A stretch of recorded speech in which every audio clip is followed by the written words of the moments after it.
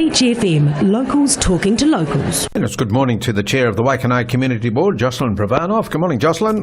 Good morning, how are you? Isn't it a glorious day? A Waikanae Day all around the region today. Jocelyn, I'm talking to you.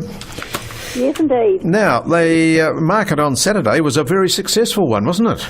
It was amazing, it was absolutely humming, there were a lot of people there were a lot of stalls, and the atmosphere was brilliant, you had a jazz band and you had other musicians there as well. It was just brilliant, and we're really, really fortunate that the rain held off. Yes, it wasn't a grand day weather-wise, was it, after what we'd had on Friday? But I was speaking to a number of stall holders. I sort of just nosed in and said, how are things going today? And they said, we've had great response, so that's a good thing for the stall holders.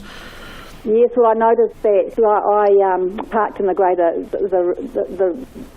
Greater Wellington Regional Car Park there, and I had to drive around a couple of times to find a spot. Yes. At about 10 or so. Great stuff, all right. Now, the Waikanae Park Avenue market, they were going to have the food inspectors down there in the weekend. Did that happen or not? No, that didn't. It's my understanding that didn't happen, and I think there's more conversations going on behind the scenes on that. I'm not sure of the detail, but I think, the board certainly supports that market, and, it would be a shame if anything happened to it.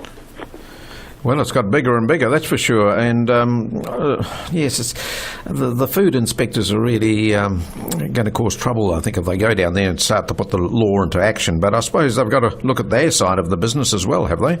Well, that's true, but I suppose it comes down to, what they're trying to implement, and whether it actually is, so it's basically what they're trying to implement. And as I said, I think there's conversations going on in the background rather than, going down there. And I think, particularly with a show of, orange vest and what have you, it's probably not the most, there's probably different ways of doing it. Yes, sure. Do they stall holders pay to put up their stalls there? I'm not sure of what they're doing now, but I know earlier on, when it first set up, there was a very nominal fee that they had to pay. Right.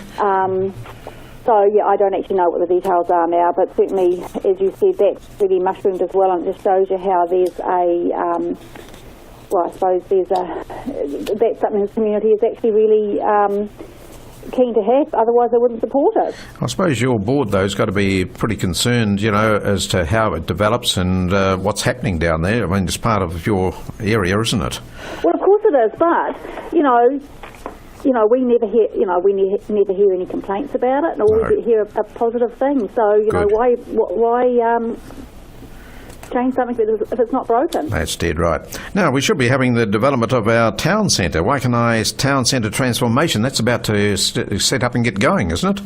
Yes, so I haven't heard when that's happening, but I know it's due. It must. I think it's sometime. Now we are into April, yes. So I think it's happening sometime this month.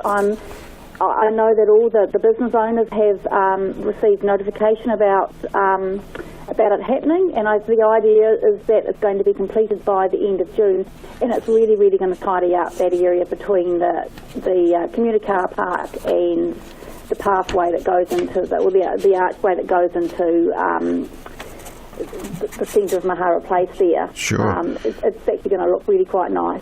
Any comments from the plans that have been put out from the business owners or shop owners that are around there? Not that I'm aware of, so no. I think everyone agrees that is an area that needs to be tidied up, and that's part of, that's about, that's one stage of a number of things that are going to happen in the area there, and it's just the first one that's taking off. Sure. And from there's going to be work actually in Mahara Place there. There's going to be work down State Highway 1. So, over the next couple of years, it's going to have a real big facelift. Sure.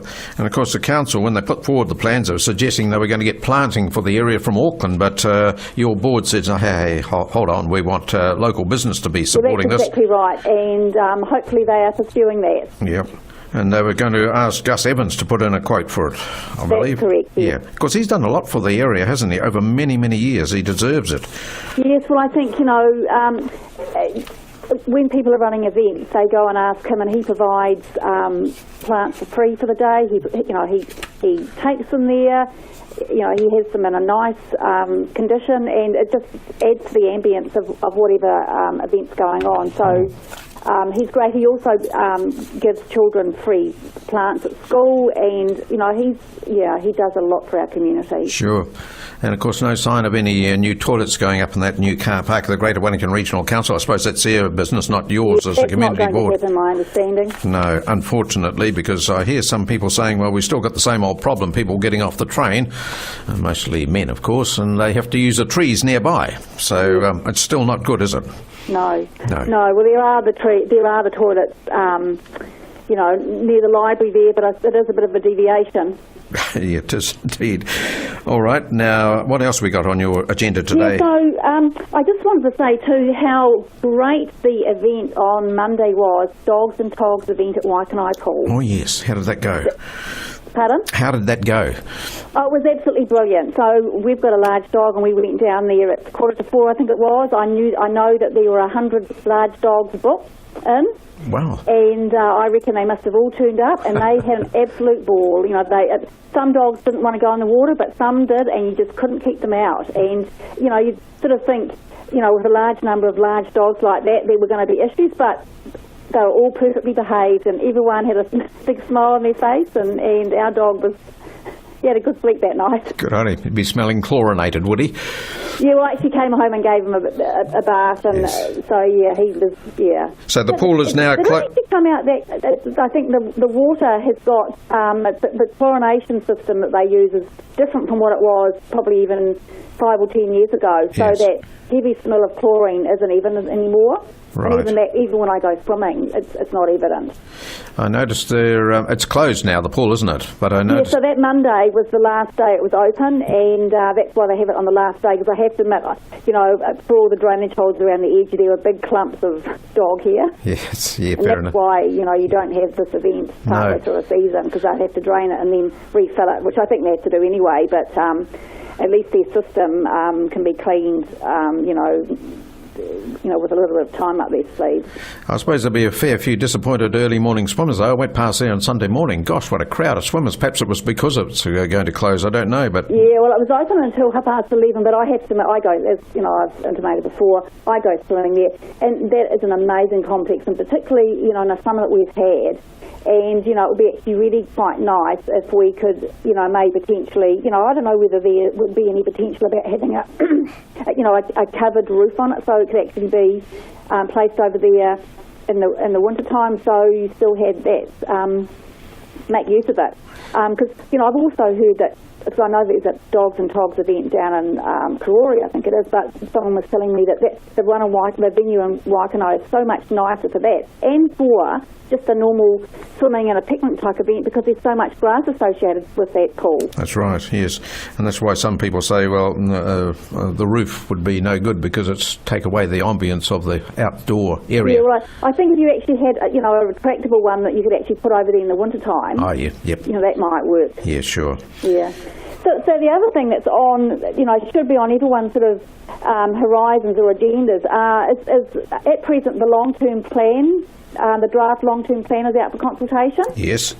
And so, if people have got, it's all on the website, and you can actually go and look at the documents. And what I've been suggesting to people is just go, do a search on keywords that or key areas that you might be interested in, and then it will actually come up to the areas rather than having to scroll through the hundreds and hundreds of pages. So the board is, we're going to be putting a submission in. That's got to be in by, I think it's about the 23rd of April.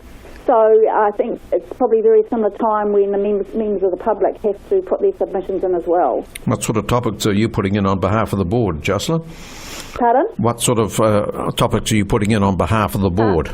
Well, we're actually having a meeting tomorrow to start to hone, we've all got some ideas, and so we need to put them all in and prioritise them, because, in this financial environment, basically if we put something in and it's agreed it'll get in there, if something else will have to come out. So the first stage is for the board to think about, what we would like to put in there that isn't in there, and then it has to go via the councillors, and so there's quite a number of steps before, anything has changed, and then so there's a lot of, and I think for members of the public there's a lot of these hearing opportunities as well. So should But the members of the public it's a big process, and it's a a lot of careful decision making needs to be made. Yeah, sure. But should the public in Waikanae, should they be putting in their submissions to you or their ideas to you to consider as well? Or should Probably if it's something that's really big, potentially that they should contact us and probably us very, very shortly, or they can actually put their own individual submissions in. Okay. All right then, Jocelyn. Well, thanks very much for your time today, and we'll talk to you in a fortnight's time. Yes, great. Thank you. You have a lovely day too. Thank you, Jocelyn Prvanov, Chair of the Waikanae Community Board here on Beach FM. 106.3 Beach FM.